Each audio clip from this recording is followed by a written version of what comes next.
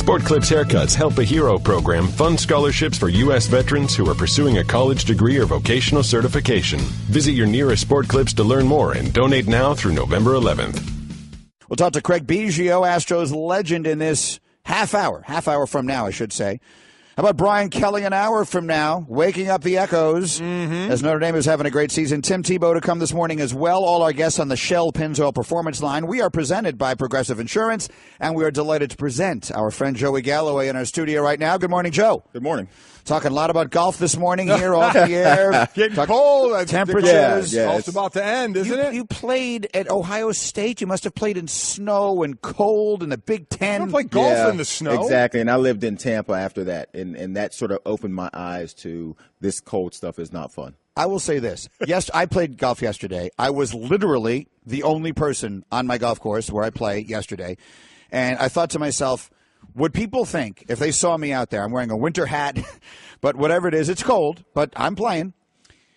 Would people think, man, he just doesn't get it? Or would they think, man, he's the only one who gets it? Which do you think that's No, I think you're an idiot.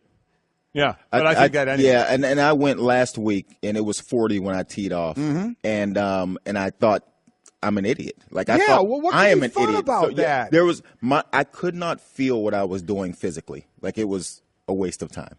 I never would have thought that you two would be the soft ones on the set, and I'd be the one out there. But I'm telling you what, I'm playing this whole weekend regardless. Okay, we must go back to the conversation we were having a moment ago, because this is – I can see it. Sometimes you can see things percolating. I've had this story in my possession now for over a day, but it was not being released. It was embargoed until now. So the story by Don Van Natta and Seth Wickersham, which just went online about a half hour ago, is starting to get an enormous amount of attention, and you're going to want to read it. We just went through sort of the bullet point headlines of it, and you're going to want to read it, but no question about it. The line by Bob McNair, the owner of the Texans, is the one that is getting an enormous amount of attention. You can just see that word is going to start trending. Let me give you a little bit of the context here. The day after all the players were in the meeting, now this is just the owners, and they're talking amongst themselves, and that was what was described as being much more contentious than when the players were there.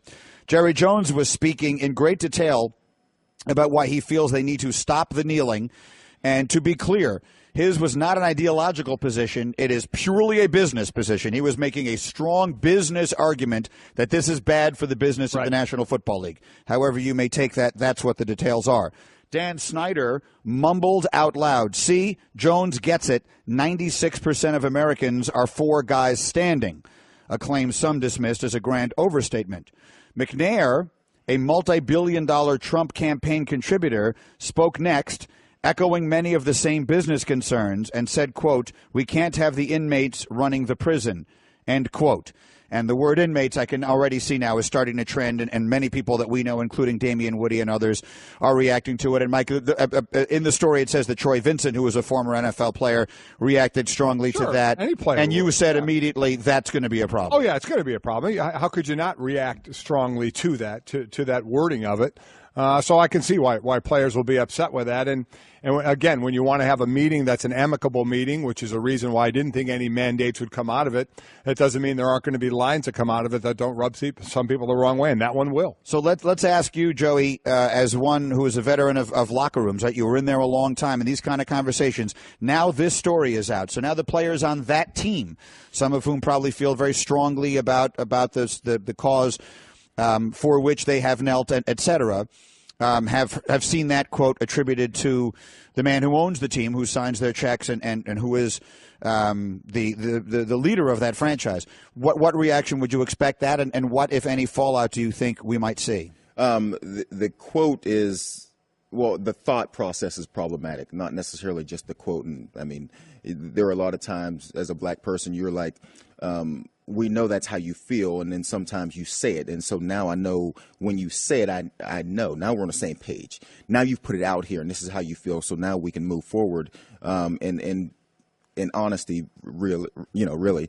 And so when I see these kind of things, and with the Trump situation, and I would hate to see it hijack the topic of what's really important. And I think Trump did that for a few weeks, and this has the same potential to do the same thing, so that the discussions that were hopefully going to help the real topic, which was, the injustices that happen to brown people in America, it is so easy to get sidetracked.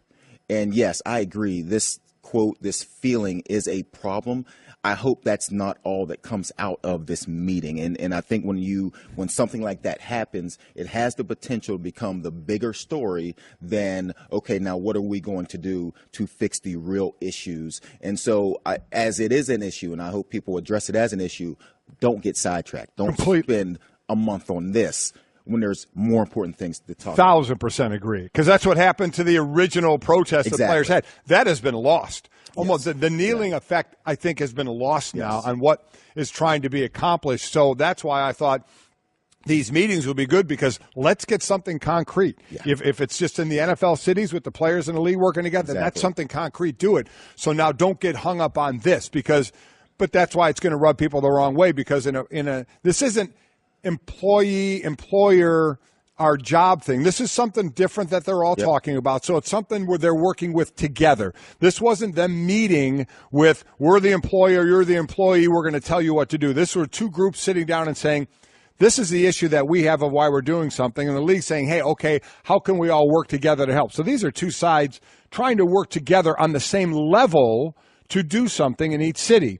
And then you get an owner that says something like that now separates them again. And I think that's what the players are going to go, okay, here we go. Now we're separating again. We know we're the employee and you're the employer, but this was something that we were trying to get on the same level with, and that line is going to stick now in people's craw for it. And I agree with you. I hope you can get past it to still work for fundamentally what you're trying to accomplish with this. Well, our understanding, and again, I totally agree with you. The issues are the issues, and they are more important, and they are going to meet again next week, and I think everyone hopes that good, constructive things will come out of that. But I do wonder, these are also things that have the potential to become divisive or problematic for teams. As we're reading through the rest of the story, after the owners finished, Troy Vincent stood up. He was offended by McNair's characterization of the players as inmates. Vincent said that in all his years of playing in the NFL, during which he said he had been called every name in the book, including the N-word, quote, he never felt like an inmate. McNair later pulled Vincent aside and apologized, saying that he felt horrible and that his words weren't meant to be taken literally, which Vincent appreciated. It is a commonly used expression. It is. It absolutely is. And I'm glad McNair said something and tried to diffuse it, right away once he saw that he was offended. The one thing I will say is that we saw that the Cowboys players, when Jerry Jones first made his comments about how no one here is going to kneel or they're not going to play, that some of the players apparently met with him, and I don't know that we know all the details of that. Would you expect something like that potentially to happen here? Do you think there'll be players who will want to have a word with Bob McNair at some point in order to feel comfortable about going forward, or would you guys expect something like that to happen here? I would hope that Bob McNair would just squash it. Yeah. Just like he just like he did. Exactly. Right. Come out with a public statement, squash it. And hopefully the players move on quickly into the real topic. So when Trump made his statement and then the entire league is kneeling together and standing, I mean, what are you protesting at this? Right. Like, exactly. What are you upset about? And you say that Troy Vincent says, look, I've been called every name in the book.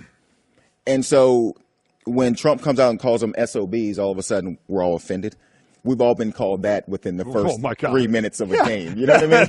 So I'm sitting there thinking, I'm thinking all these people have now rallied to protest against something that does not matter at all. I'm agreeing. I hope this is the same way. And bypass it and move on to the real. And the SOB thing is just like, we can call each other that, but don't somebody outside the sport call us that. As soon as you step out the locker room, someone's calling you that. Just like the players, even though I'm with you, once the arm locking, kneeling started, it wasn't even about the original protest anymore. It was about, being told by somebody else that, you're disrespectful. Wait, you can't tell us that. And then when Jerry Jones said, you'll stand or you won't play, then it was players kind of going, wait a minute. Yep. It's almost not what you mean, it's what you're saying. Wait, you're not telling us what to do, which again brings us to we're losing sight of the original. So that I'm so with Joey on this is keep sight of that. Keep sight of Tuesday. It's not many days away of what you're trying to accomplish. McNair, as he said, used a term that's used all the time. He said he was sorry for doing it to Troy Vincent, and I'm glad he said that. So let's get past it. Let's not hang on that too much longer now. Let's get past it, and let's get these two sides working together to do something. Okay, again, I really do recommend reading the entirety of the story. It's very detailed and very well researched, and you'll get a lot more context than we can do just sitting here talking about it on the radio. So let's move forward from that here for the moment. Mike and Mike presented by Progressive Insurance. Our guests on the Shell Pennzoil Performance Line. I'm relieved to have an offensive player in the room because I need a little counterbalance to all this defender stuff. So you got Kiko Alonso last night leveling Joe Flacco as he is sliding, albeit late, near a first down marker late in the second quarter of what turned into a total blowout last night. The Ravens beat the Dolphins 40-0. But Flacco is sliding. He slides late. Alonso hits him directly in the head, the side of the head. Flacco's helmet goes flying off. He's got a cut in his ear, so it's a terrible look. He comes up. He's obviously dazed. He later is, we're told that he has a concussion, and you can see it. It's one of those, you can see it in his eyes immediately, and he's got blood pouring out of his ear. So it's a terrible looking play. So I'll just ask you, Joey, as a former offensive player, did you think that was a dirty hit by Kiko Alonso? I didn't think it was dirty. I think it was right on the line of a penalty. Now, it is tough for me to make a transition into this new way of looking at football, I guess. And it's for guys that played back in an era where you could basically take someone's head off, and that's what your goal was on defense, and things weren't called like this. It is tough to make a transition into the way you look at the game today. Now, in slow motion, it looks awful. Yep. I mean, it just looks terrible. But when I was watching it live when it happened, and I didn't jump off the screen to me as being terribly dirty.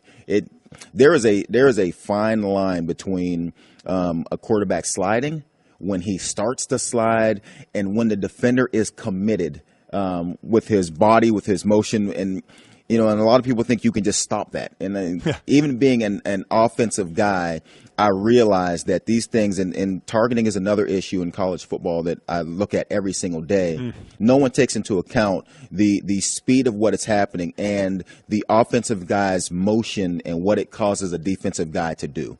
And so I didn't think it was dirty. I thought a penalty was warranted. I don't think he should be suspended, but he probably will be. Yeah, I think in this game of today where they keep trying to protect the quarterback, and you can't really change many more rules to protect the quarterback, so maybe they're going to make the penalties even harsher to try and deter that. But even that said, I'll say again, everybody tried to make the Anthony Barr hit on Aaron Rodgers dirty because he got hurt. And it wasn't. Everybody. Then Carson Palmer's arm gets broke through a normal play. Yeah. It happens. In this play, there are rules against it. If you truly read the rules, Joe slid late.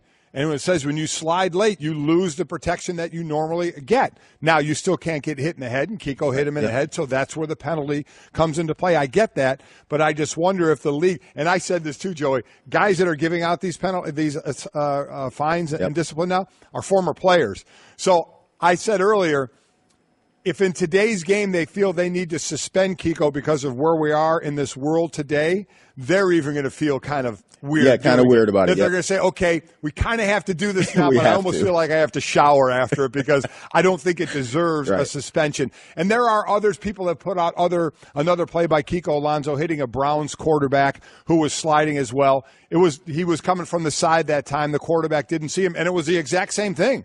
That quarterback slid late. Kiko Alonso was already going for the tackle, and that quarterback was just starting to go down.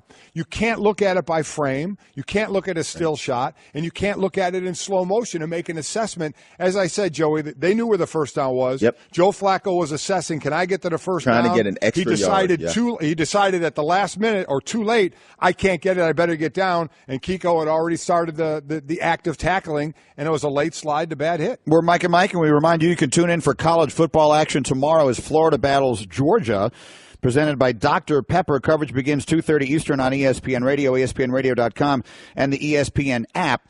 And that's, of course, one of several really quickly, big games. When I say bad hit, I meant that it injured Flacco and right. deserved the penalty. It was not a dirty hit in my mind at all. Fair enough. Yeah.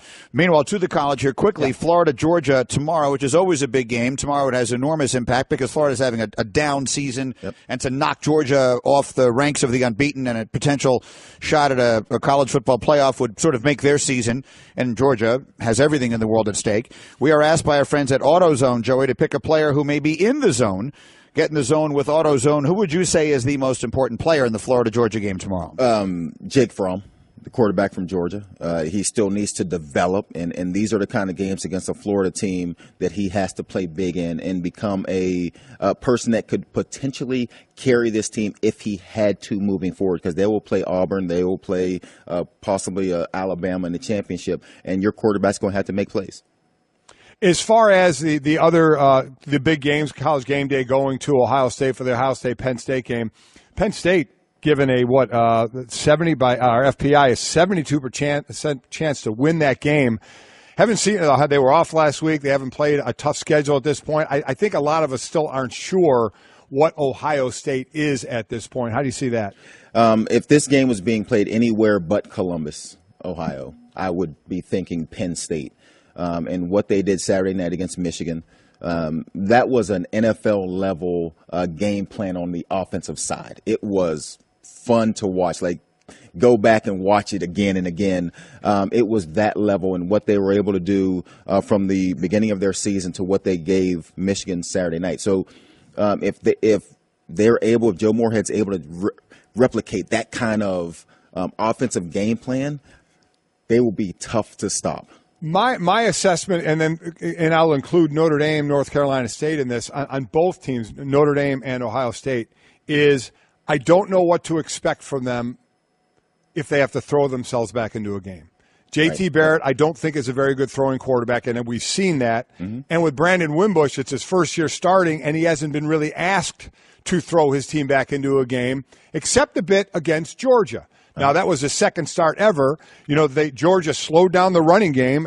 Josh Adams only had 53 yards. They only had 56 as a team. And Brandon Wimbush was 19 of 39 in that game, no touchdown. So if that's my concern for both Ohio State and Notre Dame, is if they have to throw themselves back into a game, how difficult that can be. The problem for Notre Dame and Wimbush is the plays are there. And so when you watch USC, he had wide open receivers downfield, and he delivered the ball out of bounds. I used to always tell my quarterbacks, I've seen this 1,000 times, like, don't try to be perfect with it in these situations. Don't try to see if you can throw it 70 yards.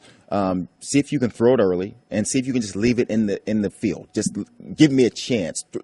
Try to out-throw me, but try to leave it on the field and give me a chance. And as I'm watching Wimbush, some of these balls are floating out of bounds. He did throw 2 touchdowns last game, which are huge moving couple of nice throws. When he hits them, Yeah, exactly. Yes. Couple nice throws, and then the other one sailed. So if he could just hit a couple more, he didn't have to pass this team to a win because they run it so well. All you have to do is hit a couple more, and it helps out the run game, and it helps his confidence. Let me ask you this. I want to go back to the Ohio State Penn State game for a minute, because Ohio State loses to Oklahoma, and all I'm hearing from anyone is J.T. Barrett has never improved as a passer. He's never become the thrower of the football that we thought he should be. Now they've won 5 straight games against markedly lower-level competition, and we're talking about them, and they're right back up to like number 6 in the country or whatever it is. Are you confident that as they step up in class this weekend, that their offense is ready to hold up its end? No. I wouldn't say I'm confident that their offense is ready to hold up its end. I am confident that this offense has gotten better since Oklahoma. And you're right. They hadn't really played anybody, and I've joked that we could gather up the guys in this room and we could probably score some points against Nebraska and UNLV and those defenses that they've played. But when you look at timing type of things with J.T. Barrett and his receivers, I thought early in the season He looked like a quarterback that just wasn't sure where his receiver was going to be. If his receiver was going to break his out cut at 10 yards or 12 yards or 14 yards or come across the field.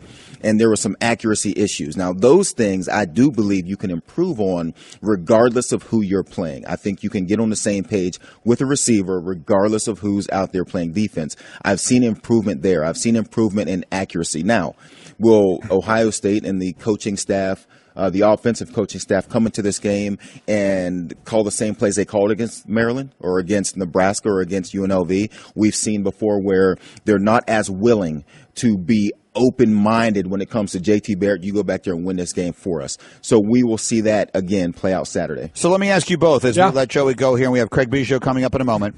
The first college football playoff rankings will come out next week. Mm-hmm. We obviously, this weekend's games will have an enormous impact on that.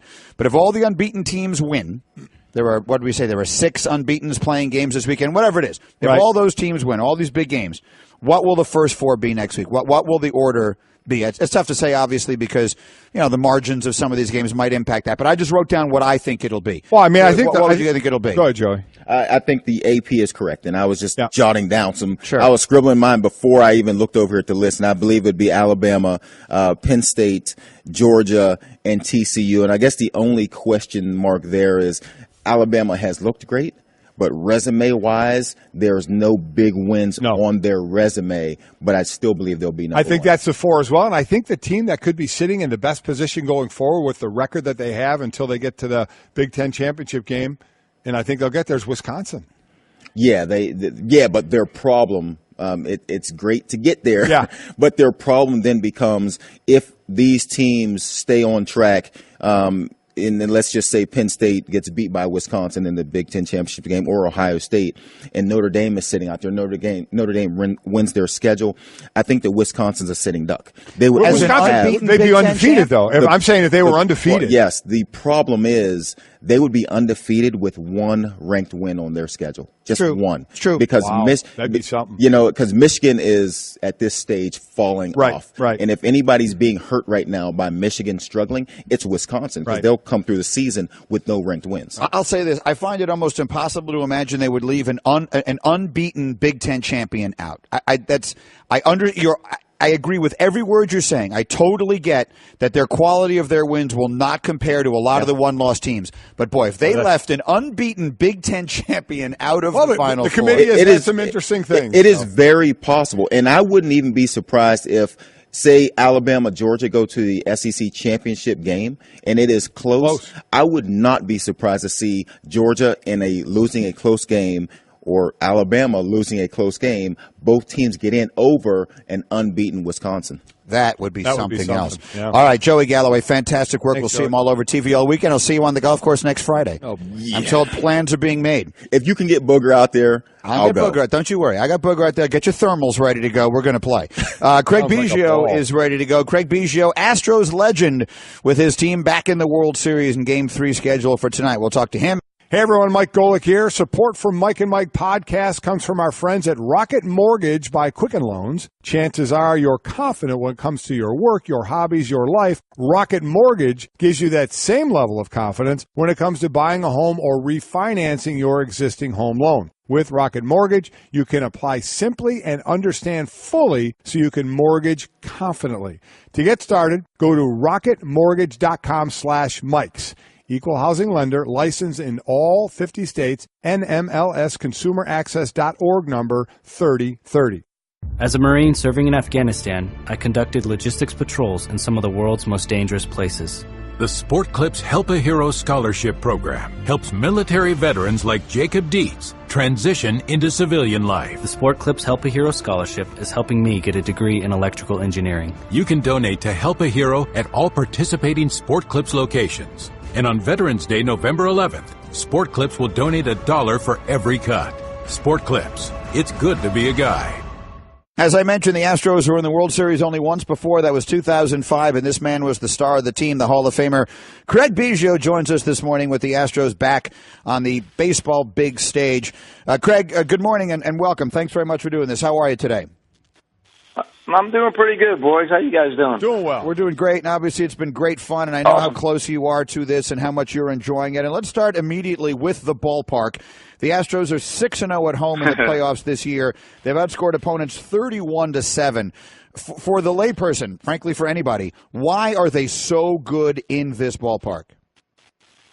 Well, I mean, there's always something to be said about having your own home crowd on your side and having the last at bat. I think that's always kind of a huge thing that kind of sometimes goes unnoticed a little bit. But when you're sleeping in your own bed, you're doing your daily routine. When you're at home, it's you like it. It's better. And then obviously, the fan base here has been the people here have been through so much this year. Harvey. And everybody that went through it, and then for us to be able to playing a home game, having a home series now and playing at home, our fans. I mean, I know you guys are a little bit older, some of our guys are a little bit younger, but when you go back to the days with the Metrodome and the Hankies and the Twins and the Twins and the Braves or whatever, you remember how loud it was and the decibel level. The Sure. place, the last two games that we had. This place is rocking, just like it was in 2005. So they're comfortable. They know it. They know their park, and they know everything about it. So we'll see. Hopefully, the trend continues. Craig, we know in all sports the regular season is different than the preseason. The postseason is different than the regular season. Is the World Series different than the postseason? If so, how from a player's perspective? Well, from a player's perspective, is that when this thing is all said and done. Everybody on both sides are going to crash, and they're going to sleep probably for a long time. But for right now, once you start getting into the postseason, Mike, it's just you're grinding, you're focused, once you get all your tickets and everything handled, and your wife and your family's all taken care of. I mean, it's every pitch, it's every play, it's you're into the game with some serious intent, and you definitely watch the game a little bit differently. Once you're in the postseason as a player compared to once from the regular season. Mike and Craig Biggio, who is with us, the star of the Astros, who I believe will be the American League's most valuable player this year, is Jose Altuve. And he has said that you give him, I want to read the quote correctly, give him the energy that he sometimes needs. What does he mean by that? How would you describe the relationship you guys have built and the conversations you have with him? Well, I've had he's a great kid, and he's a humble kid, and you just think about his story, and I remember, Jose and I were talking on the backfield somewhere, I don't even know what it was, 5 or 6 years ago, in a minor league field discussing base runner, and he's always a kid that he's always enthusiastic, he's always moving, he's just a good person, he's a good kid, and it's been a lot of fun to get to know him over the last 5 or 6 years and get to watch him evolve from the player that he was in the minor leagues to the player that he's become now. I mean, it's crazy. You look at his numbers. He's got, our organization only had one guy before to have 200 hit season. He's got 4 in a row. He's got 3 batting titles. He plays incredible defense, and we're not where we're at right now without him. And my relationship with him is just a genuine relationship. He's a good guy. And he's humble, and he's a lot of fun to be around, and so getting to know him over this last 6 years has been a treat. You were a guy who you were listed here. I just looked it up here at 5'11". You didn't always look like the biggest guy out there on the field, but for the littlest guy, say that. Are you a legit 5'11"? No, not at all. I think I was 5'10" and a half. Okay. I think it's like anybody's goalie will tell you the same thing. Yep. I mean, if it's if you're 300, you're more like 295, right? Or you're always gonna.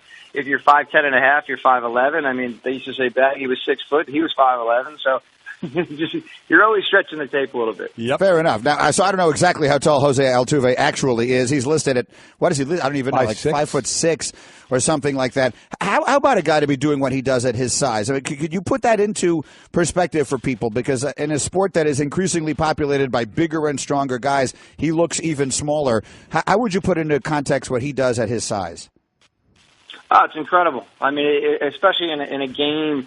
I'm involved with the draft. I'm involved with, player development and evaluating at times. And when you look at it, and you're looking for the guy that's 6'1", 6'2", the guy that can run well, throws well. And, people get labeled in this game. And for what he's doing for a guy that his size and stature, he may be 5'6", but he plays like he's 6'6". And, I tell you what, man, he's a dynamic person. I think, you one of the most ultimate compliments you can get the other day when we were in LA, Hank Aaron, one of the greatest players of all time, said that he would pay a ticket to come watch him play. I don't think you can get a better compliment than that. Talking to Craig Biggio, became the first player to represent the Astros in the Hall of Fame in 2015. And as you said, you're still involved, obviously, with decisions and things that go on there. You're a guy that hit 668 doubles in your career, most all-time among right-handed hitters. How do you now look at the game of today, especially when you're as involved as you are, when we had a record for strikeouts and a record for home runs hit? It certainly seems like the game is changing. Well, the game is changing. The thought process changed a little bit. I mean, we used to swing down on the ball a lot, and now guys are swinging up in the ball. And, it's just a process of, as the game evolves, things change, thinking changes a little bit.